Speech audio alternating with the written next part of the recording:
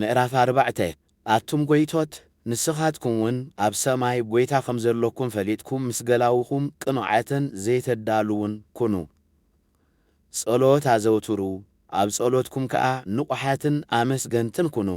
ነቲ ብዛዕባኡ ተኣሲረ ዘለኹ ምስጢር ክርስቶስ ምእንቲ ክንሰብኽ ኣምላኽ ነቓሉ ኣፍ ደገኽ ይኸፍተልና ምእንታና ጸልዩ ኣነውን ከምቲ ዝግባኣኒ ገይረ ምእንቲ ክሰብኮ ጸልዩለይ ነቲ ዝተዋህበኩም ጊዜ ብዝከኣል እናሰራሕኩምሉ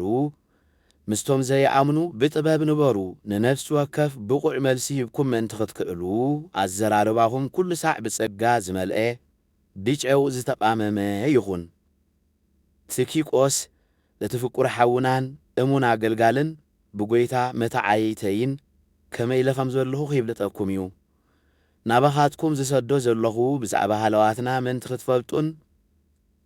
ንልብኹም ምእንቲ ከየጸናንዕን ኢለ እየ ምስኡን ነቲ ኻባኻትኩም ዝኾነ እሙንን ፍቁርን ሓውና ኣናሲሞስ እሰደድኩም ኣለኹ ንሳቶኦም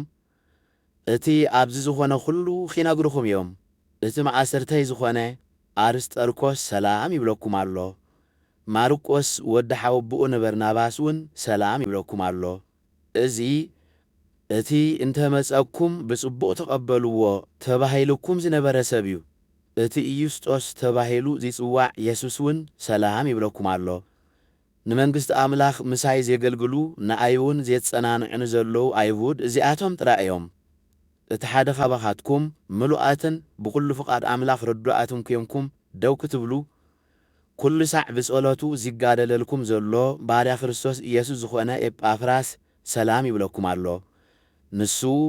ምእንታኹምን ምእንትቶም ኣብ ሎዶቅያን ኣብ ኢያራጶሊስ ዘለውን ብዙሕ ጻዕሪ ከም ዘለዎ እምስክረሉ ኣለኹ ሉቃስ እቲ ፍቁር ሓኪምን ዴማስን ሰላም ይብልኩም ኣለዉ ነቶም ኣብ ሎዶቅያ ዘለዉ ኣሕዋትን ንኒምፋስን ነቲ ኣብ ቤታ ዘላ ቤተ ክርስቲያንን ሰላም በሉለይ ነዛ መልእኽቲ እዚኣ ምስ ኣነበብኩምዋ ኣብ ቤተ ክርስቲያን ሎዲቅያ ከም እትንበብ ግበሩ ንስኻትኩም እውን ነታ ካብ ሎዲቅያ እትመጽእ ከም እተንብብዋ ግበሩ ንኣርኪጶስ ድማ ነታ ብጎይታ ዝተቐበልካያ ኣገልግሎት ከም እትፍጽማ ግበር በልዎ እዚ ሰላምታ እዚ